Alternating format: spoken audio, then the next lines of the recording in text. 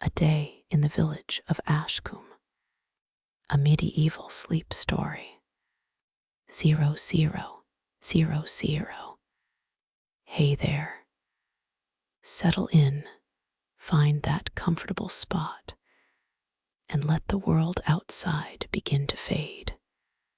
Tonight, we slip quietly into the English countryside, into a small village called Ashcombe, tucked between rolling hills and an ancient forest.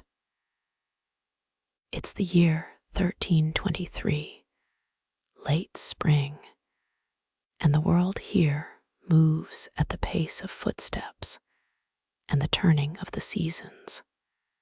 You're lying on a straw mattress in a small cottage at the edge of the village. The thatched roof above you is dark and heavy, and the walls are made of wattle and daub, rough against your fingertips if you reach out to touch them. The air smells of wood smoke that has seeped into every beam and every thread of clothing over decades of winter fires. Through the small, shuttered window, a sliver of moonlight falls across the floor, pale and silver. You can hear the soft breathing of someone else in the cottage, perhaps a family member, perhaps a fellow traveler who found shelter here. The breathing is slow and deep, the rhythm of someone already lost in dreams.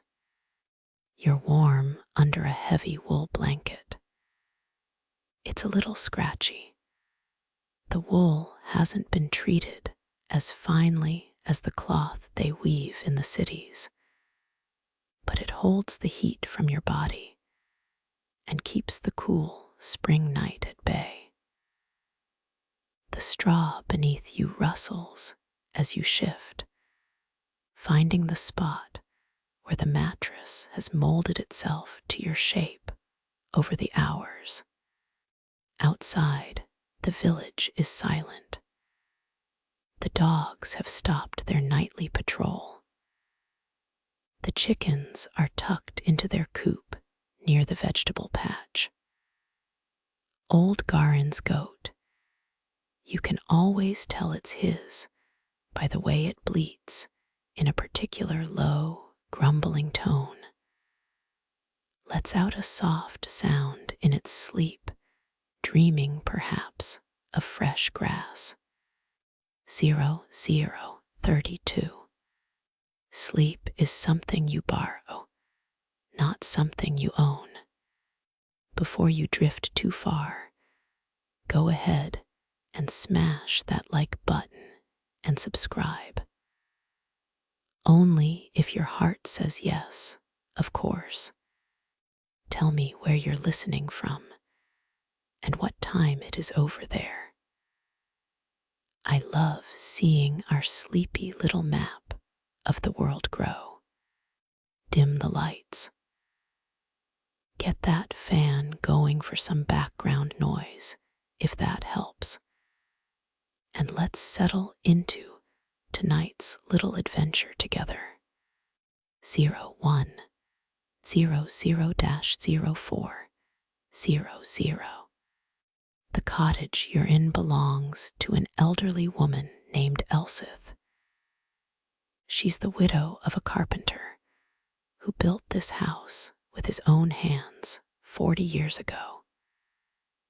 The beams above you still carry the marks of his adze, shallow grooves that catch the candlelight when a flame is lit. Elsith is a quiet woman, known for her soft voice and her knowledge of which herbs heal a fever, and which ones simply make the patient sleep more deeply. She took you in when you arrived at the village just before sunset, tired and hungry from the road. Earlier that evening, she gave you a bowl of thick barley stew with leeks and a piece of dark rye bread.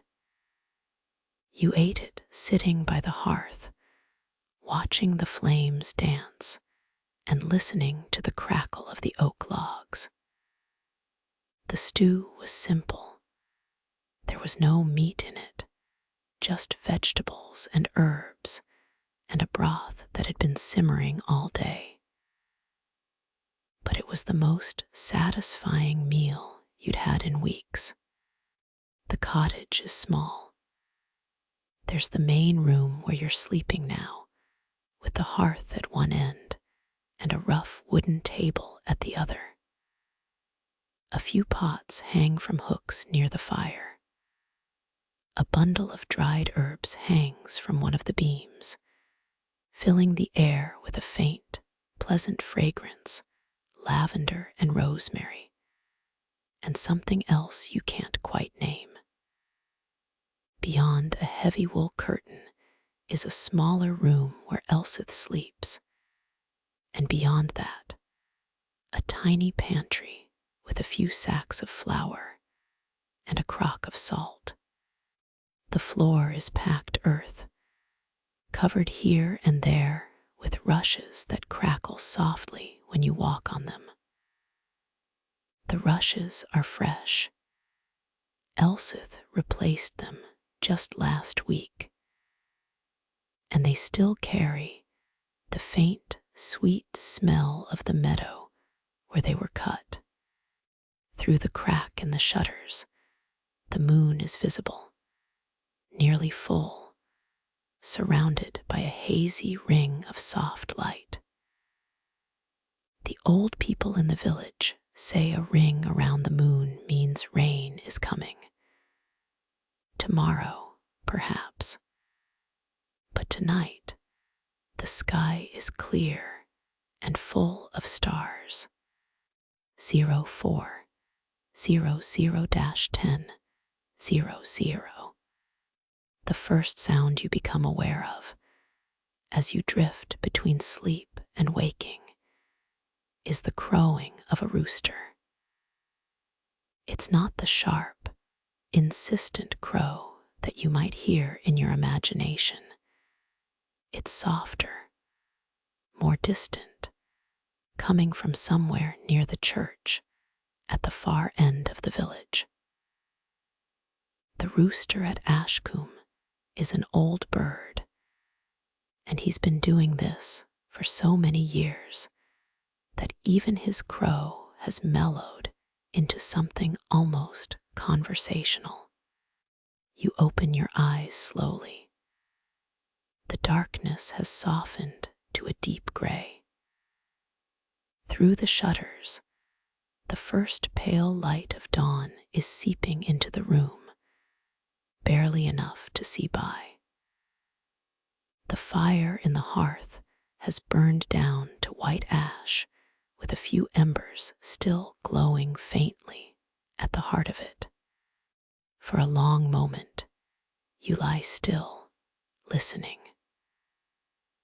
The cottage settles around you with small sounds, the creak of a beam expanding in the morning air, the rustle of the thatch overhead as a bird lands on the roof. From beyond the curtain, you hear Elsith stirring. The soft sound of her feet on the earthen floor, the click of a tinderbox. A moment later, the smell of fresh smoke as she coaxes the embers back to life. She's humming.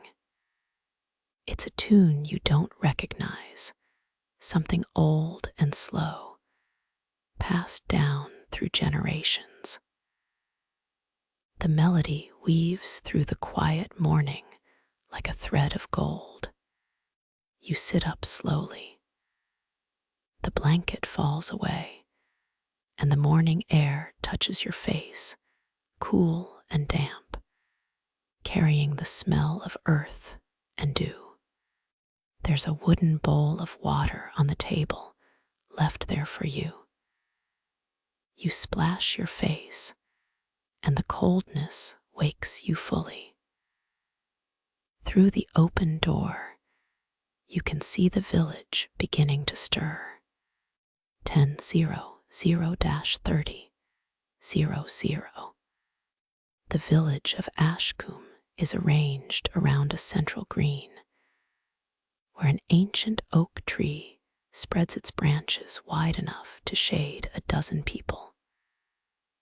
The green is still wet with dew, and the grass glitters in the low morning light. Chickens scratch and peck near the edges of the green, and a dog, a brown and white terrier of some kind, lies on the steps of the church, watching the world with half-closed eyes. You step outside. The air is fresh and clean, carrying the smell of damp earth and green growing things. Smoke rises from the chimneys of the cottages, straight up at first, then bending slightly as the morning breeze catches it. Elsith comes to the door and hands you a piece of bread with a thin smear of honey on it. It's still warm from the hearth. She nods toward the well in the center of the village. "Go and fetch some water," she says. "The goodwives will be there. They'll want to meet you." The well is a stone circle in the middle of the green, with a wooden roof over it to keep out the rain. As you approach, you see 3 women already there, chatting as they wind up the rope that lowers the bucket into the cool darkness below. They nod to you as you approach. One of them, a round-faced woman with flour on her apron, introduces herself as Hilda, the baker. She's the one who makes the bread that the whole village relies on, and her oven is the largest in Ashcombe. People travel from nearby hamlets just to buy her loaves. The second woman is Marta, who keeps goats. She's thin and quick-moving, with sharp eyes that miss nothing. Her goats are notoriously clever and have escaped from their pen so many times that Marta has developed a permanent expression of resigned amusement.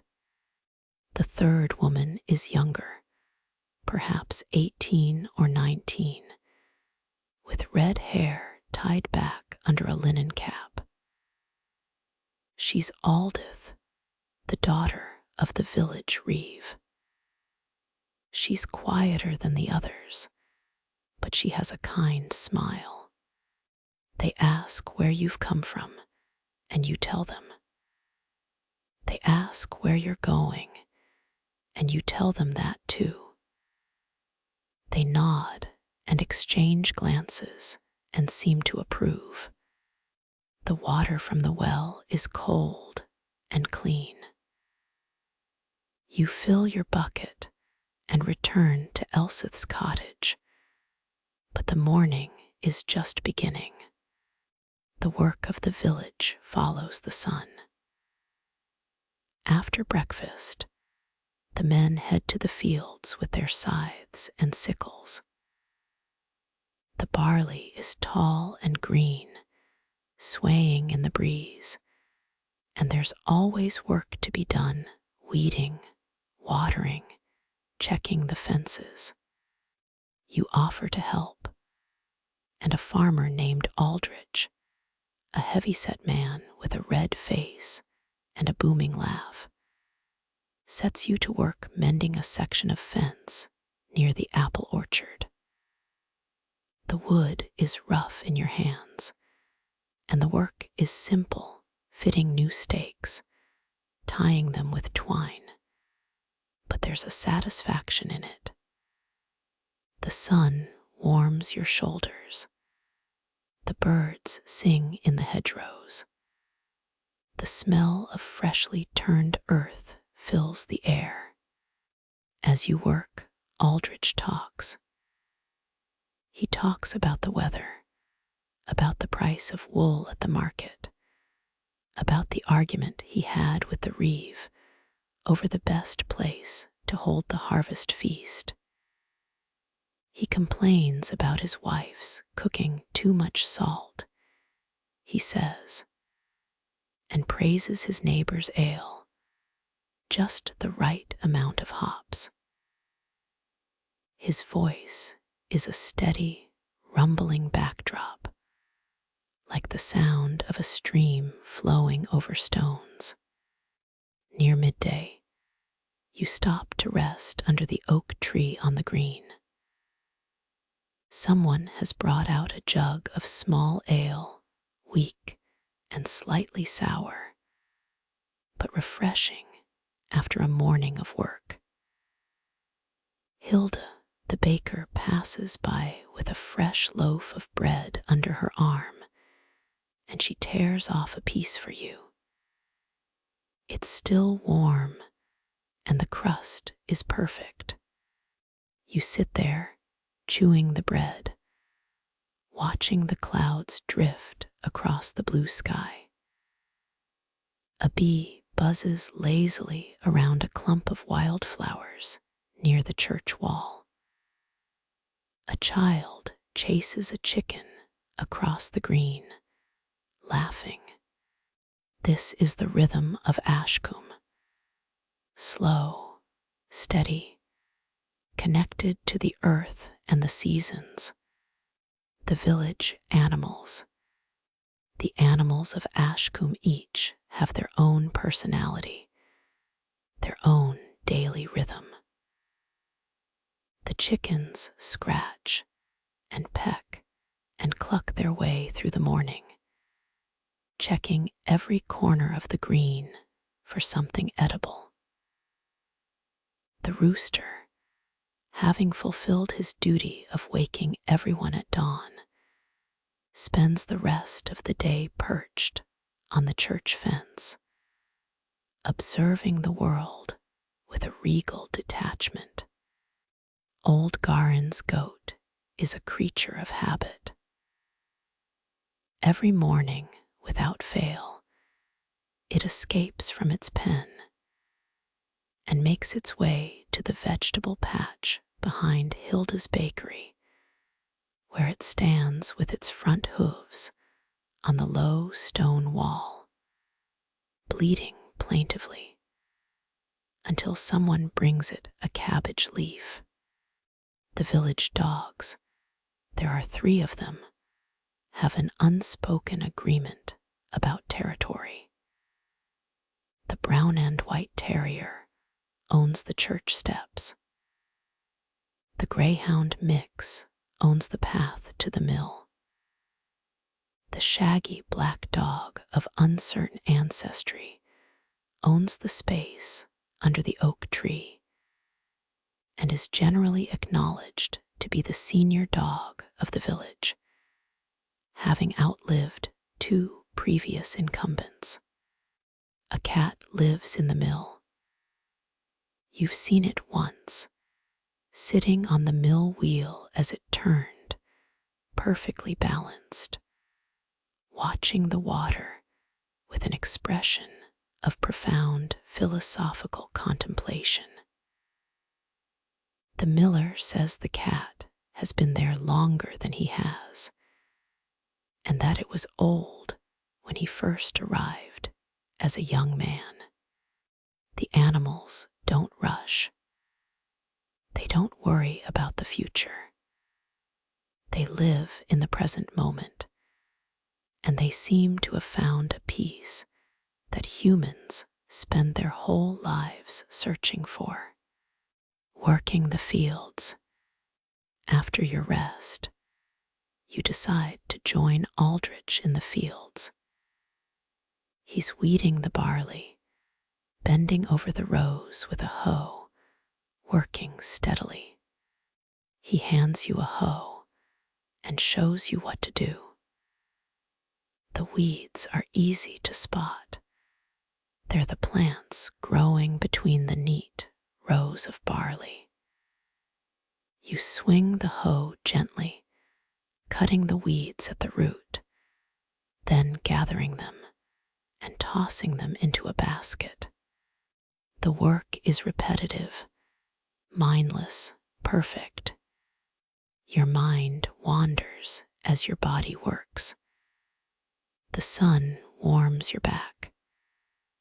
The smell of the earth rises around you. The rhythmic swing of the hoe, the thud as it bites into the soil, the rustle as you gather the weeds. Aldrich works nearby, sometimes humming, sometimes talking, sometimes silent.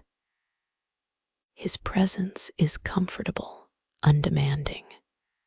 You think about the journey that brought you here, the roads you've walked, the people you've met, the meals you've shared, the nights you've spent under the open sky.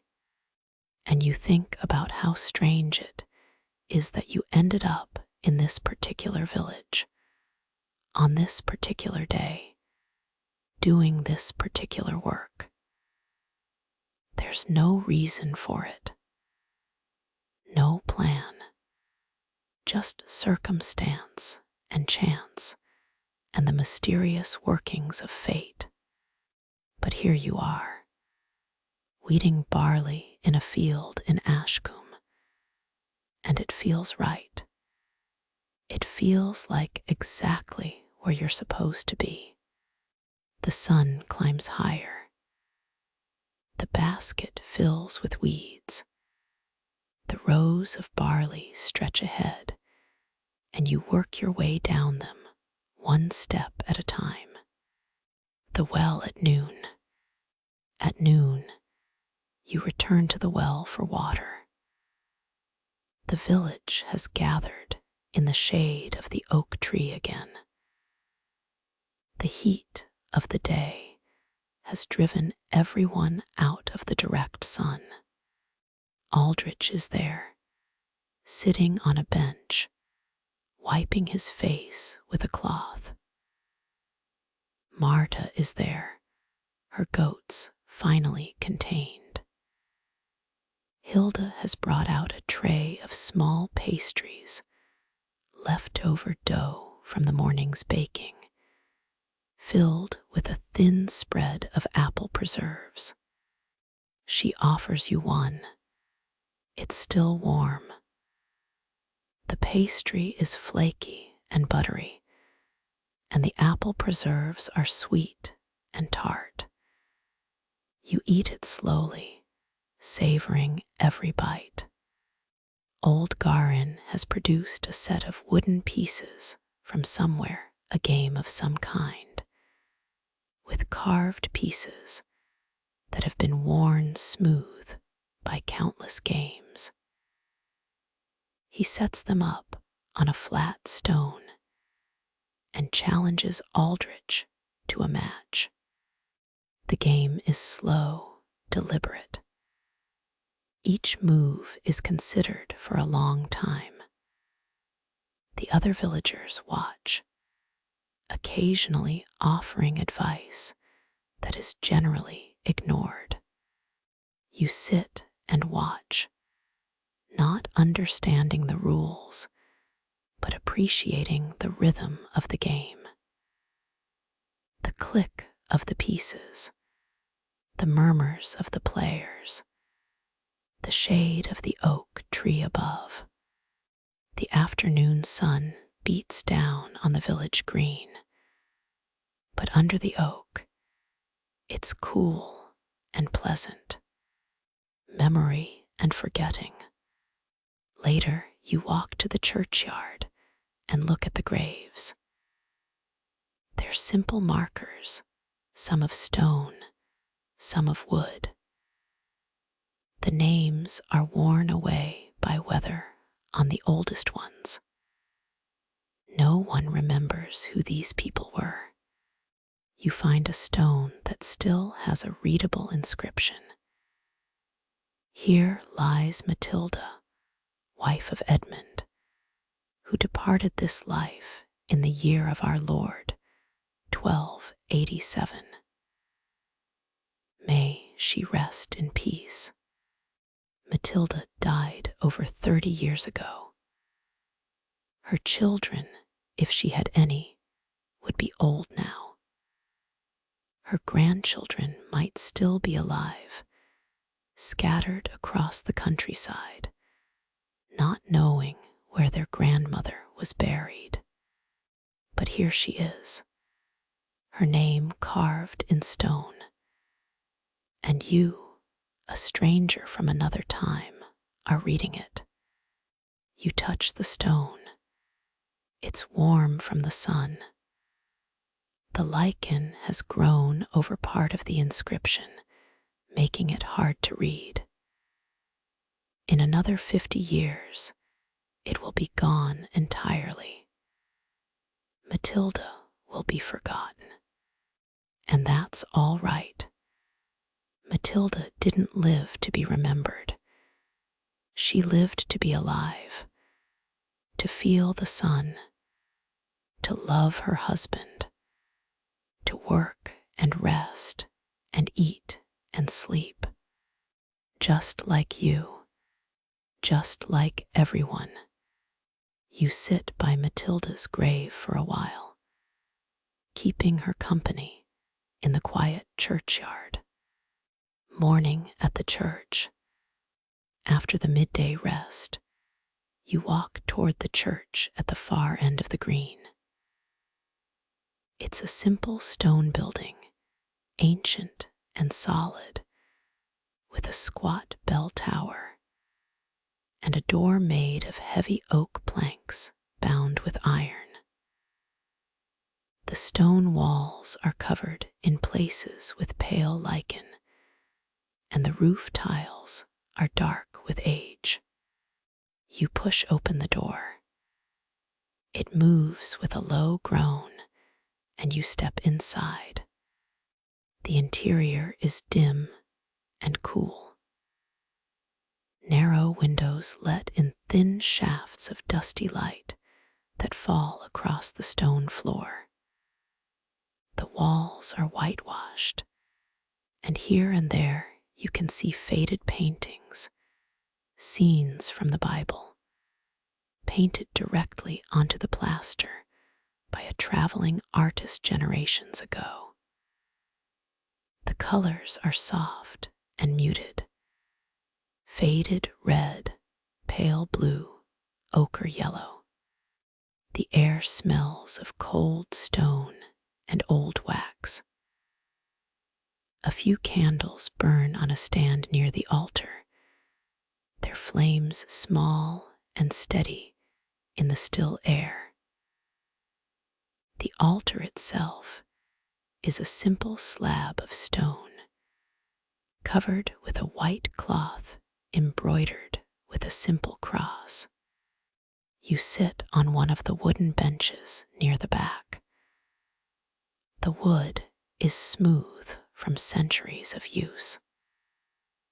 Through one of the windows, you can see the green outside, bright in the midday sun.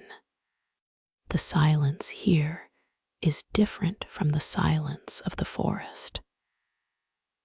It's a silence shaped by prayer, by the murmur of voices that have risen and fallen in this space for hundreds of years. It's a silence that holds you like a steady hand. You sit for a long time, not thinking, not praying, just being. The candles burn. The dust drifts in the light. The silence holds. When you step out again, The sunlight seems brighter, the world sharper. Tom, Hilda's husband, is working in the churchyard, trimming the grass around the graves with a long-handled scythe. He pauses as you pass and wipes his forehead. "Quiet in there, isn't it?" he says. You nod. "Good place to think," he says. Or not think, as the case may be. He goes back to his work, and you walk back toward the green. Afternoon at the mill.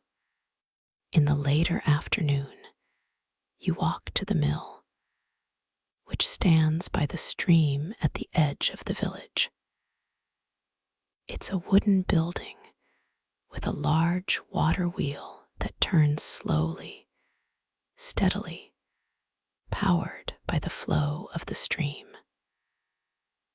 The wheel creaks and groans, a rhythmic sound that blends with the rush of water. Inside, the miller is at work. His name is Edgar, a broad-shouldered man with fine white flour dust on his clothes and in his hair and eyelashes. He greets you with a nod and continues his work. The millstones are massive, 2 circular stones, each as tall as a man, one stationary and one rotating. The lower stone is gritstone, rough and hard. The upper stone is lighter, made from a type of rock that the miller says comes from a quarry far to the north. The gap between them is exactly the width of a grain of barley. Edgar pours a sack of barley into the hopper, and the grain flows down into the gap between the stones. The upper stone grinds against the lower, and the grain is crushed, split, and gradually reduced to flour. The sound is a deep, rumbling grumble, punctuated by the occasional crack as a harder kernel breaks. The flour comes out in a fine stream, pale and soft, collecting in a wooden trough. The miller runs his hand through it, checking the texture. "Good barley this year," he says. "Hilda will be pleased." He offers you a handful of the flour. It's warm from the friction of the stones. You rub it between your fingers, marveling at how something so coarse and hard as a barley grain can be transformed into something so fine and soft.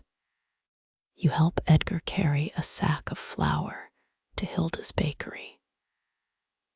The sack is heavy, 60 pounds at least, and the walk across the green gives you an appreciation for the physical labor that goes into every loaf of bread.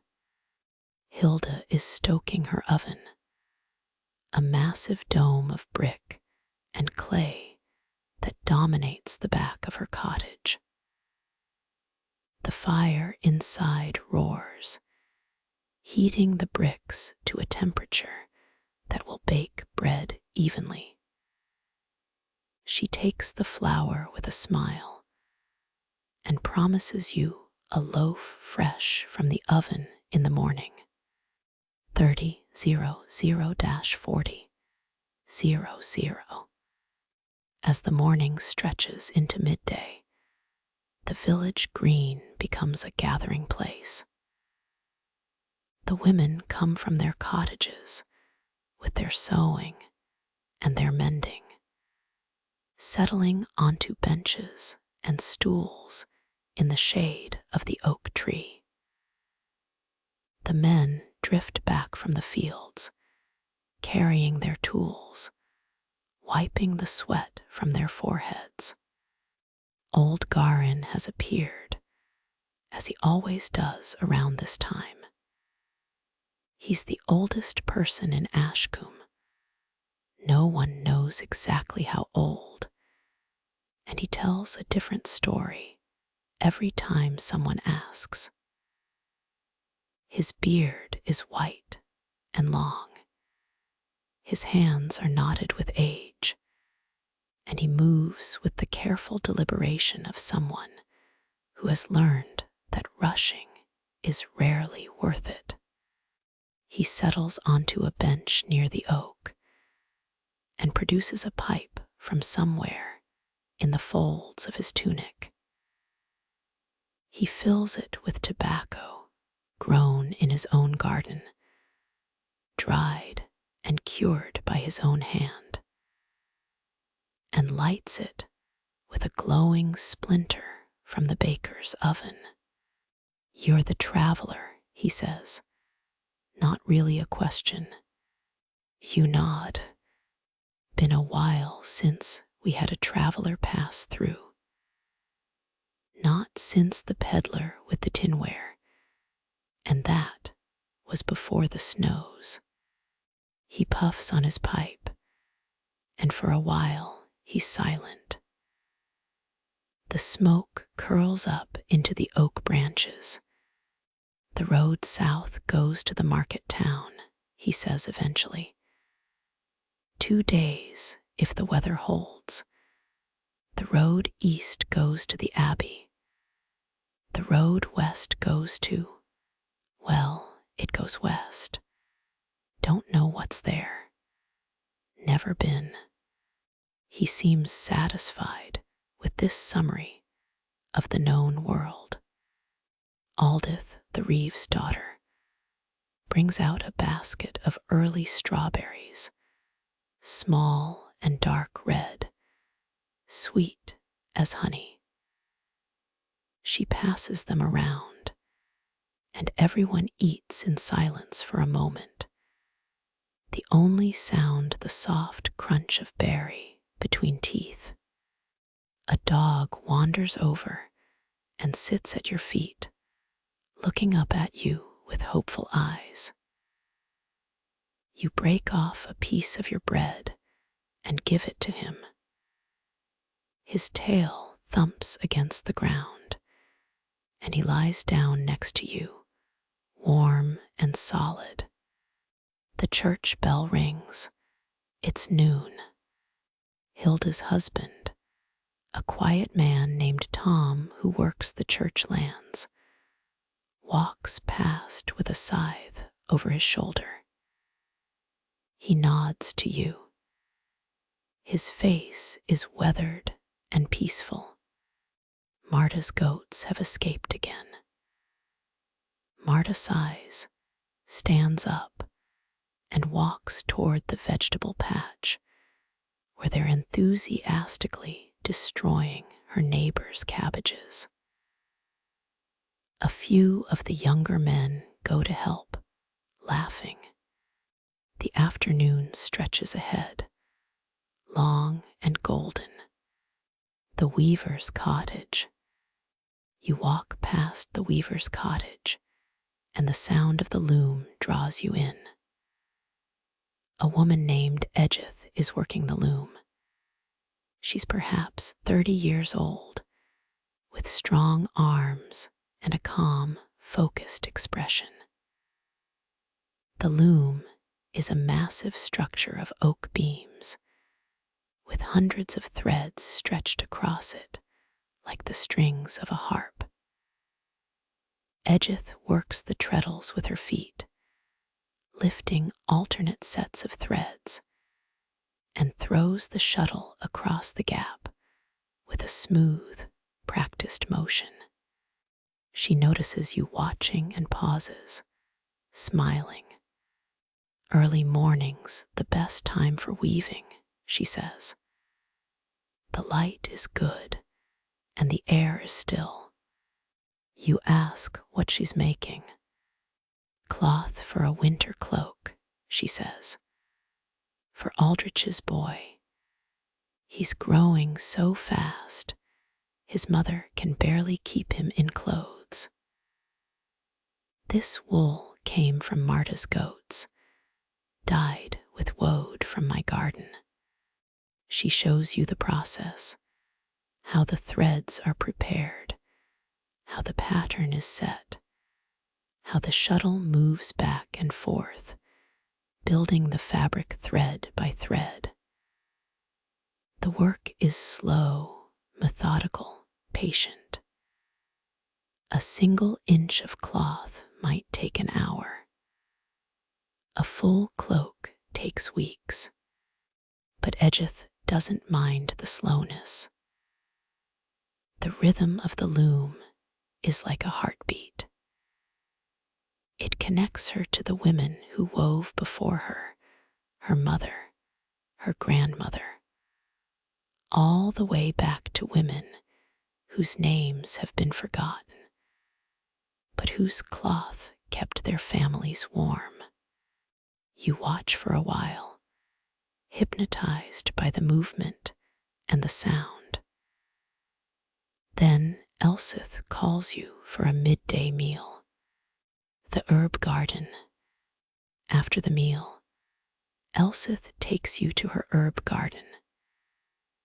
It's a small plot behind the cottage, enclosed by a low stone wall. The garden is a patchwork of greens and grays and purples, with plants growing in careful rows. Elsith knows every plant by name. She touches each one as she passes, a gentle greeting. This is feverfew, good for headaches and fevers. You make a tea from the leaves. Rosemary, of course, for remembrance, but also for the stomach and for aches in the joints. Lavender, for sleep, for calm, for soothing the spirit. I put it in the rushes on the floor, and in the pillows, and in little sachets that I give to women who are anxious in their childbed. Sage, for wisdom, they say, but also for sore throats and for preserving meat. Thyme for courage and for coughs. Mint for the digestion and for freshening the breath and for making the house smell pleasant. She picks a sprig of lavender and hands it to you. You rub it between your fingers and bring them to your nose. The scent is clean and calming, familiar and comforting. She picks a leaf of mint and gives it to you to chew. The flavor bursts onto your tongue, fresh and sharp, waking up your senses. The garden is small, but it contains a wealth of knowledge, centuries of folk wisdom, passed from mother to daughter, written nowhere, but remembered in the hands and the heart. You help Elsith water the plants, carrying water from the well in a wooden pail. The work is simple, meditative. The water splashes onto the dry earth, darkening it. The smell of wet soil rises. Elsith hums her slow, wordless tune, 4000-5000. In the early afternoon, you walk to the edge of the village where the forest begins. The path is well worn. The villagers go into the forest to gather firewood, to hunt, to collect mushrooms and nuts, and the sweet sap that flows from the birch trees in spring. The trees here are old, oak and ash and beech, their trunks thick and gnarled, their branches forming a canopy that filters the sunlight into shifting green patterns. The ground is soft with fallen leaves and moss. A stream runs nearby, its voice a constant, quiet murmur. You're alone, and the silence of the forest settles around you like a blanket. The birds are here, you can hear them, fluting calls and trills from the branches above, but they're not demanding your attention. The forest is content to simply be, and it invites you to do the same. You find a fallen log near the stream and sit down. The wood is soft and slightly damp, covered with patches of pale green lichen. The stream runs clear over rounded stones, and here and there a shaft of sunlight catches the water and turns it into moving liquid light. A deer appears on the opposite bank. It sees you, but it doesn't startle. It stands there, ears twitching, nose testing the air for what feels like a long time. Then it lowers its head to drink. The stream's sound is a kind of music, not a melody exactly, but a texture. A constant, soft, flowing presence that fills the space where other sounds might go. You close your eyes and just listen. The water, the birds, the wind in the leaves.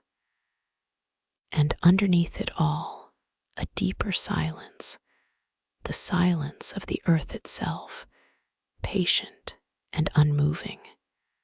When you open your eyes again, the light has shifted. The deer is gone. The shadows are longer now. You walk back to the village, following the path through the trees, and the forest behind you seems to close up like a door gently swinging shut. The children of the village. As you return, you pass by the green, where a group of children are playing a game. They're chasing each other around the oak tree, their laughter ringing out across the village. One of them, a boy of about 7, with dirt on his face and a gap where his front tooth should be, runs up to you. Are you the traveler? He asks, breathless. You say you are. Do you know any songs? Before you can answer, the other children gather around. They want stories. They want songs. They want news of the world beyond the hills, which they've only ever heard about in fragments. A market town, a castle, the sea. You think for a moment, then tell them a simple story.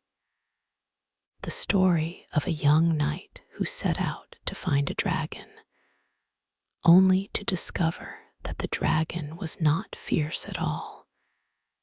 It was old and tired, and just wanted someone to talk to.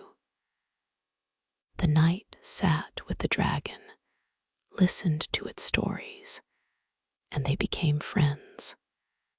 The children listen with wide eyes. When you finish, they demand another. You tell them about a cat who could talk, and a king who lost his crown, and a river that flowed backward. They beg for more, but one of the mothers calls them for their midday meal. "Will you be here tomorrow?" the boy asks. You say perhaps. "Can you tell us more stories then?" You smile and say you'll try. The children run off toward their cottages, their laughter fading into the sounds of the village. Sheep on the hillside. In the afternoon, you walk up the hill behind the village. The path is steep, winding through patches of gorse and bracken. The sun is warm, and you can feel it on your face. When you reach the top, you stop and look back. The village of Ashcombe is laid out below you like a map. The green, the oak tree, the church, the mill by the stream, the fields of barley and wheat, green and gold in the sunlight. The cottages, their thatched roofs golden, smoke rising from their chimneys. Beyond the village, the hills roll away to the horizon, blue and green and purple, layer after layer, fading into the sky. The forest stretches to the east, a dark blanket of green. On this hill, a flock of sheep is grazing. There the village's flock, watched over by a young shepherd named Leofric. He's perhaps 15, with sun-bleached hair and a staff carved from hazel wood. The sheep are woolly and slow-moving. A few lambs, born earlier in the spring, skip and jump, full of energy. The ewes graze steadily, cropping the grass short. Leofric is sitting on a rock, whittling a piece of wood with his knife. He nods as you approach. "Good day for watching sheep," he says. That seems to be the extent of his commentary. He's not unfriendly, just a man who has learned that words are not always necessary. You sit on the grass nearby. The sheep move slowly around you, their bells clanking softly. The breeze carries the smell of grass and sheep and earth. You could stay here forever, you think. Just sitting on this hill, watching the sheep, watching the clouds, watching the world turn slowly below. Leofric whittles, the sheep graze, the sun moves across the sky. After a while, Leofric speaks again. "There's a wild apple tree in the hollow beyond the ridge," he says. "The apples are small and sour, but if you leave them until after the first frost, they sweeten." You thank him for the knowledge. He nods and goes back to his whittling. 50-0-60-00. As you return to the village, you notice the sky is changing. The clear blue of the morning has given way to a hazy gray. The breeze has picked up, rustling the thatch on the roofs and stirring the dust on the path. Old Garin is still on his bench, but he's looking at the sky with a knowing expression. "Ring around the moon last night," he says, as if that explains everything. And indeed it does. The rain is coming. The villagers shift into a different rhythm, quicker and more purposeful. Laundry is taken down from lines. Tools are brought inside. Loose shutters are fastened. Marta herds her goats into their pen with unusual efficiency, and even the goats seem to sense the change in the air, moving without protest. The first drops begin to fall as you reach Elsith's cottage. They're huge, warm drops that leave dark spots on the packed earth of the path. You step inside just as the sky opens. The rain falls in sheets, a solid curtain of water that blurs the world beyond the doorway. The thatch on the roof absorbs the first impact, then begins to channel it in steady streams that fall from the eaves in glittering ropes.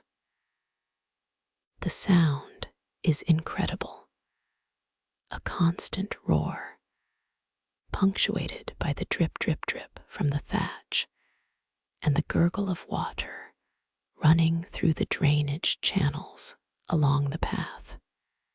Elsith is at the hearth, stirring a pot. The fire crackles and hisses. A drop of water falls down the chimney and sizzles in the flames. Good weather for sleeping, she says. She's right. The sound of rain on a thatched roof is one of the most comforting sounds in the world. It's been doing this for centuries, for generation after generation of people living in this cottage, and it will do it for centuries more. You sit by the fire, listening. The flames cast dancing shadows on the walls. Your hands are warm. Your feet are dry. The rain is keeping the whole world outside, soft and distant. Elsith brings you a cup of something warm, a tisane made from chamomile and honey, sweet and calming. You wrap your hands around the cup and let the warmth seep into your palms. Through the open doorway, you can see the rain falling on the village green. The oak tree is dark and wet, its leaves streaming with water. The path has become a shallow stream, carrying leaves and twigs toward the drainage ditch. The rain continues, steady and relentless, and the world narrows to the cozy space of the cottage, the fire, the warm drink, the sound of water everywhere. 60-0-0-70-00. The rain passes as the afternoon wears on, leaving the village washed and gleaming. The sky clears to a pale, watery blue, and the sun breaks through, turning every droplet on every leaf into a tiny prism. You step outside. The air is fresh and clean, carrying the smell of wet earth and grass. The path is muddy, but the villagers are already emerging, checking their roofs, sweeping water from their doorsteps. Old Garin is back on his bench, pipe in hand. The bench is still wet, but he doesn't seem to mind. He nods to you as you pass. Aldrich walks by, his mood much improved now that the rain has watered his fields for him. He slaps you on the shoulder and tells you the fence you mended is holding well. The evening is approaching. The shadows are lengthening. The first hints of orange and pink are appearing in the western sky. Elsith is preparing supper, the same thick barley stew, but this time with a few strips of salt pork that she's been saving. The smell fills the cottage and drifts out into the lane. You help her chop vegetables, carrots, and leeks, and a parsnip that's been stored in sand since the autumn. The work is simple, repetitive, soothing. The knife moves through the vegetables with a steady rhythm. Hilda the baker stops by with a fresh loaf, still warm. She stays to chat for a while, sitting by the fire with a cup of Elsith's tisane. She talks about her son, who's thinking of going to the market town to apprentice with a cooper. She's proud of him, but she'll miss him. The fire crackles, and the conversation flows slowly, like the stream in the forest. After Hilda leaves, you help Elsith set the table. It's a simple affair: wooden bowls, horn spoons, a loaf of bread in the center. The stew is ladled into the bowls, and the steam rises in fragrant swirls. You eat in comfortable silence. The bread soaks up the broth. The meat is tender. The carrots are sweet. When the meal is finished, Elsith clears the bowls, and you help her wash them in a basin of water heated on the hearth. The water is gray and soapy, and the bowls come clean in a way that feels satisfying. The fire has burned low. The evening is settling in. Evening at the hearth. You add another log to the fire. The bark catches slowly, then flares, sending a shower of sparks up the chimney. The new flames cast moving shadows across the room, making the familiar shapes of the cottage seem strange and wonderful. Elsith brings out a small pot of honey from her pantry, the last from last year's harvest, she says. It's dark and thick, almost the color of amber, with a flavor that's rich and complex, carrying hints of the wildflowers from which the bees gathered it. She dips a wooden spoon into the honey and offers it to you. The honey crystallizes slightly on the spoon, and you let it dissolve on your tongue. It's sweet, but not cloying. There's a faint bitterness at the end, a reminder that even sweetness passes. It's good, you say. Elsith nods. The bees know their work. She tells you about the beekeeper, a quiet man named Cuthbert who lives alone at the edge of the forest and tends to a dozen hives. He doesn't speak much, but the bees seem to understand him. He talks to them, Elsith says, and they listen. When he takes their honey, he always leaves enough for them to survive the winter. In return, the bees give him more honey than he could ever use. He comes by once a week with a pot, Elsith says. We trade honey for bread, honey for eggs, honey for a warm place by the fire when the winter winds blow. The fire pops. A spark lands on the hearthstone and fades. The old oak tree. The evening air is cool and soft. You step outside and walk to the oak tree on the green. The rain has washed everything clean, and the world smells of wet leaves and damp earth.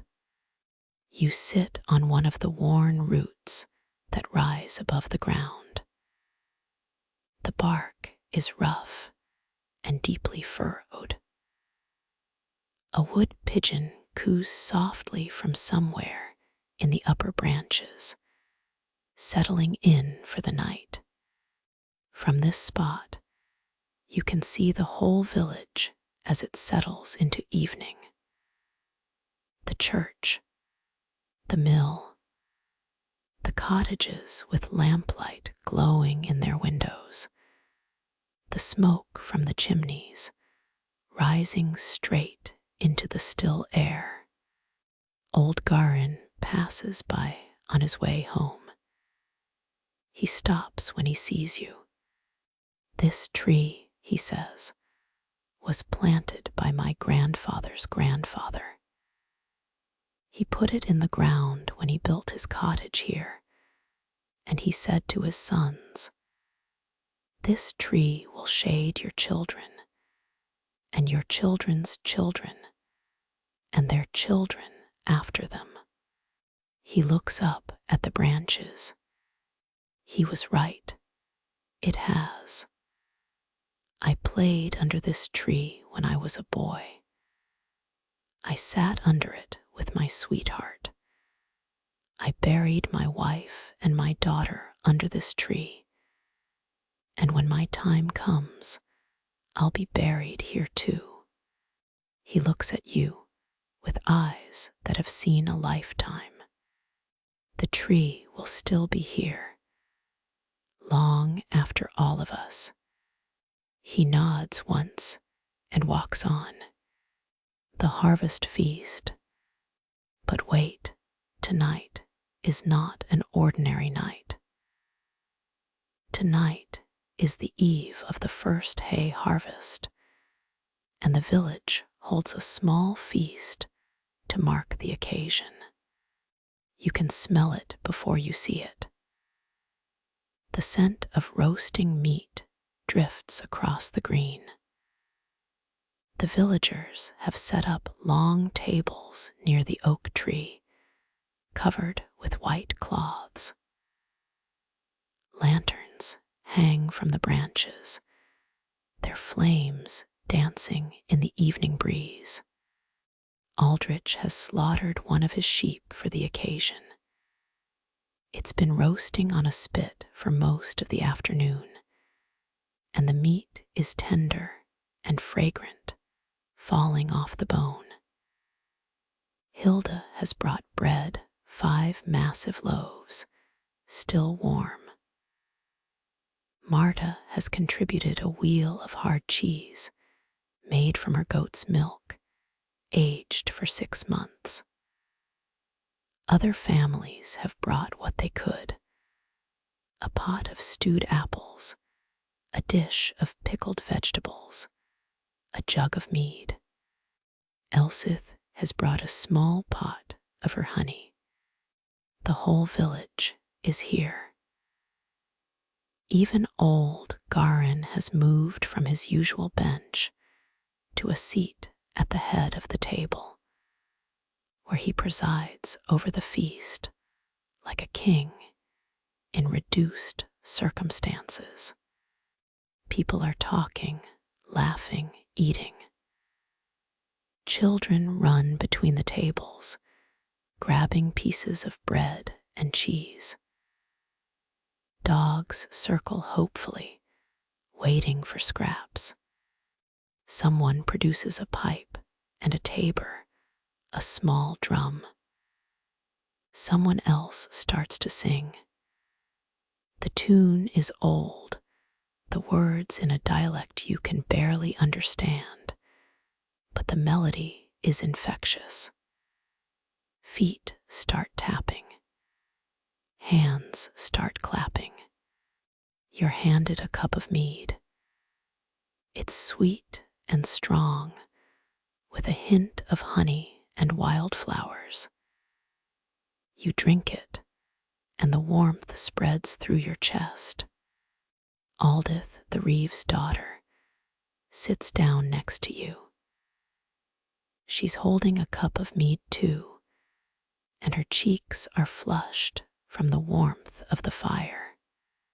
It's not much, she says, gesturing at the feast, but it's ours.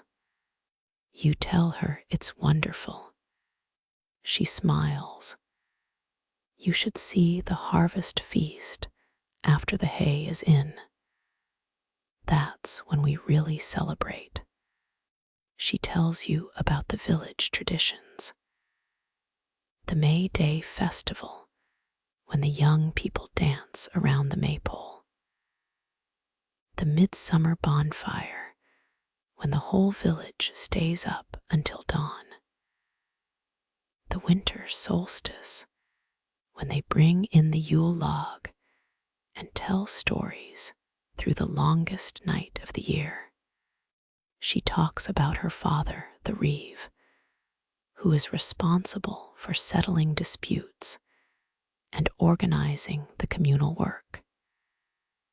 He's a fair man, she says, but strict. The village respects him, even if they complain about his decisions. She talks about her own dreams. She's never been beyond the market town. She's never seen the sea.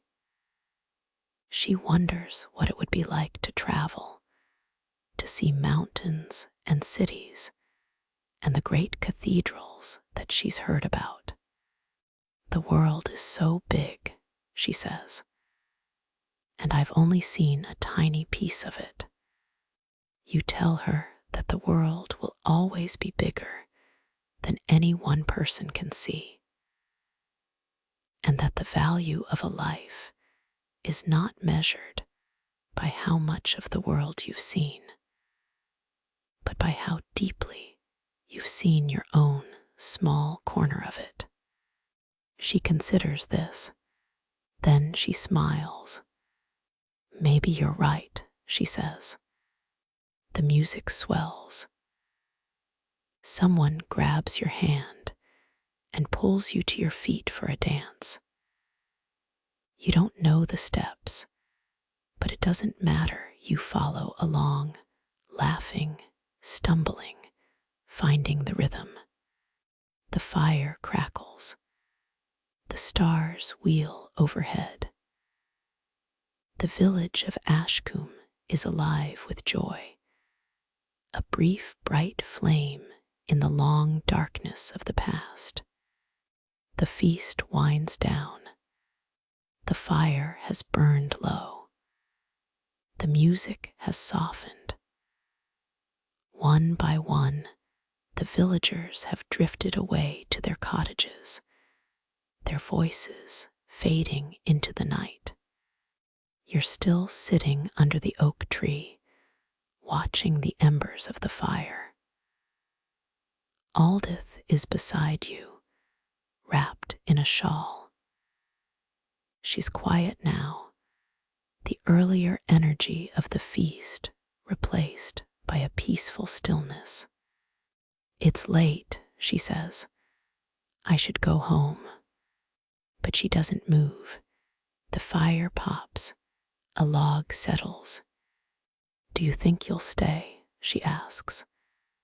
In Ashcombe, I mean. You don't know how to answer. You're a traveler. Travelers move on. That's what they do.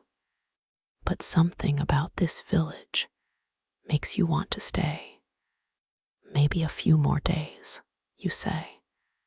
She nods. That's something. She stands up, brushes off her dress, and smiles down at you. Good night, traveler. Good night. She walks away, her footsteps receding into the darkness. You stay by the fire for a while longer, alone with the embers, walking home in the dark. The path to Elsith's cottage is dark. The moon hasn't risen yet, and the stars, for all their brilliance, don't light the ground. You walk by memory, by feel. Your feet know the way. The air is cool and damp. The smell of wood smoke is faint now, mixed with the smell of dew on grass. A dog barks in the distance. An owl calls. You reach the cottage. The door is unlatched. You push it open and step inside. The fire has been banked, covered with ash. A candle burns on the table, low and steady. Elsith has left a cup of water and a piece of bread on the table for you. A small kindness. You undo the simple latch on the shutters and open them a crack. The night air drifts in, cool and fresh. Through the gap, you can see a single bright star hanging low in the sky. You take off your boots. You lie down. The straw mattress accepts you. The blanket is warm. You're home. For tonight, at least, you're home. Before sleep, before you close your eyes, let your mind wander back through the day. The morning dew on the grass. The cold water from the well. The taste of fresh bread with honey. The women at the well, their voices friendly and curious. Aldrich's booming laugh. The feel of the rough wood of the fence under your hands. The cool silence of the church. The dust dancing in the shafts of light. The painted faces of saints on the wall. The warm flour from the mill. The rhythm of the water wheel. Edgeth's shuttle flying back and forth. The scent of lavender in the herb garden. The taste of mint on your tongue. Elsith humming her wordless tune. The forest, the stream, the deer on the opposite bank. The children running and laughing. Their hungry ears for stories. The sheep on the hillside. Leofric whittling. The wild apple tree. The rain falling on the thatch. The cup of chamomile. The fire crackling in the hearth. The sunset painting the sky in colors that have no name. And finally, the feast. The music, the dancing, the mead sweet on your tongue. So many moments, so much life packed into a single day. And now, sleep gathers you up like a mother gathering a child. The last sounds you hear before sleep takes you are these. The crackle of the last ember in the hearth. The breathing of Elsith in the next room, slow and peaceful. the distant hoot of an owl calling from the forest, the whisper of the wind in the thatch above you, and underneath it all, the beating of your own heart, steady and strong. You are alive. You are here. You are safe. Sleep now. Stars. Through the crack in the shutters, you can see the stars. The sky is vast and dark, scattered with points of light. The Milky Way is a river of light, flowing from one horizon to the other. You look up. The stars are out in force now. Thousands of them. Tens of thousands. The Milky Way is a river of light, flowing from one horizon to the other. It's so bright, so vast, so overwhelming that you feel small beneath it. And yet you're not small. You're part of it. Every atom in your body, the calcium in your bones, the iron in your blood, the carbon in your cells, was forged in the heart of a star billions of years ago. You are the universe experiencing itself. These stars have been here in this same pattern for all of human history. Generations of people who lived in this village, who were born, who loved, who worked, who died, looked up at this same sky and saw these same stars. The stars don't change. We do. But that's not sad. It's beautiful. Because for this brief, flickering moment, you get to be here under these stars, alive and aware and grateful. You stand there for a long time, just looking up. Deep breaths. You return to Elsith's cottage. She has already retired behind the curtain. A single candle burns on the table, its flame low and steady. You prepare for sleep. You take off your boots and place them by the door. You lay your outer clothes on the bench near the fire. You pour a cup of water from the jug and drink it slowly. The straw mattress rustles as you lie down. The blanket is still warm from the heat that the fire has left in the stones of the hearth. You settle into the mattress, finding the familiar hollow. The straw rustles, then quiets. Take a deep breath. Breathe in slowly through your nose. Feel the air fill your lungs. Hold it for a moment. Then let it out slowly through your mouth. Again, breathe in, deep and slow. Feel your shoulders relax. Feel your jaw unclench. Feel the tension drain out of your neck. Again, breathe out. Let everything go. The thoughts, the worries, the plans, the regrets. Let them all go. You don't need them right now. You don't need anything right now. Just this breath, and the next, and the next. The candle burns. The candle on the table is burning low. The wax pools around the wick, liquid and clear. The flame flickers slightly in a draft. You watch it from your bed. The light is soft and warm, casting gentle shadows on the walls.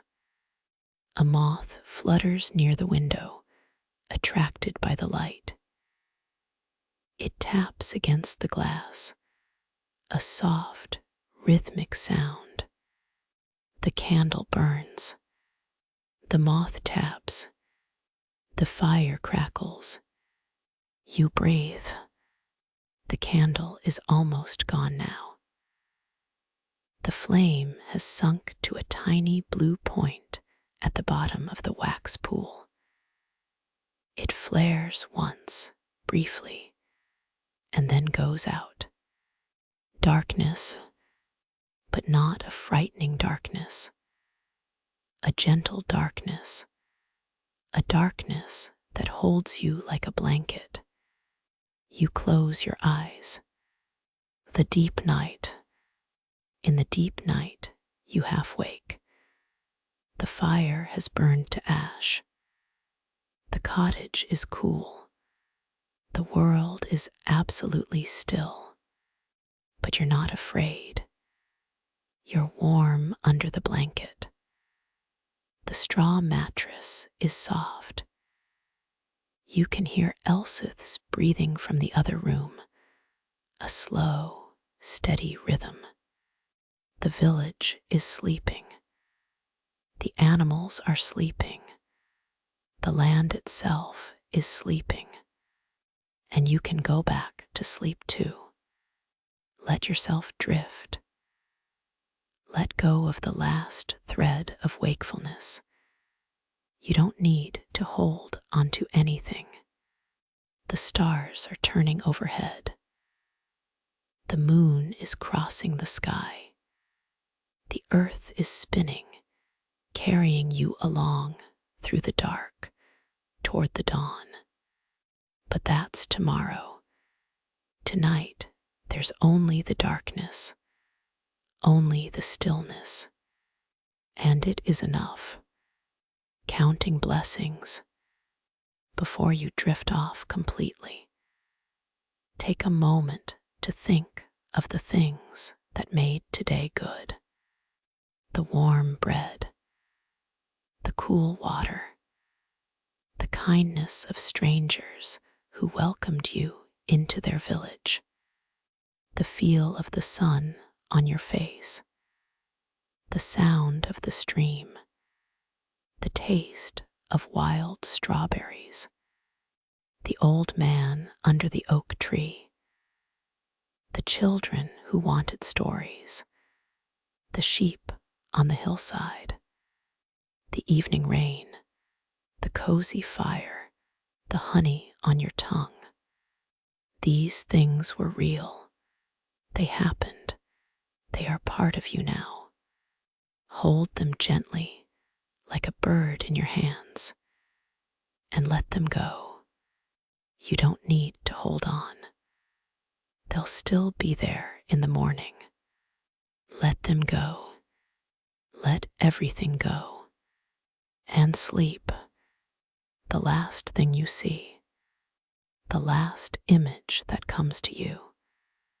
As you finally slip over the edge into sleep, is the oak tree at the center of the village green.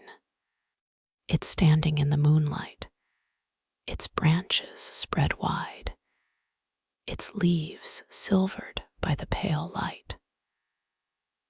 The night wind moves through it, and the leaves whisper. And that whisper, if you listen closely, sounds like this: rest, rest, rest. And you do. Deep night extended. The deep night settles over Ashcombe like a velvet blanket. The moon has set. The stars are at their brightest. The village is as still as a painting. In the cottage at the edge of the green, you are sleeping. Your breathing is slow and deep. Your body is heavy and warm. Your mind is quiet. Every breath carries you deeper. Every exhale releases a little more tension. You have nowhere to be, nothing to do, no one to satisfy. You are simply here, in this bed, in this cottage, in this village, on this ancient earth. And that is enough. That is everything. Good night, traveler. Sleep well.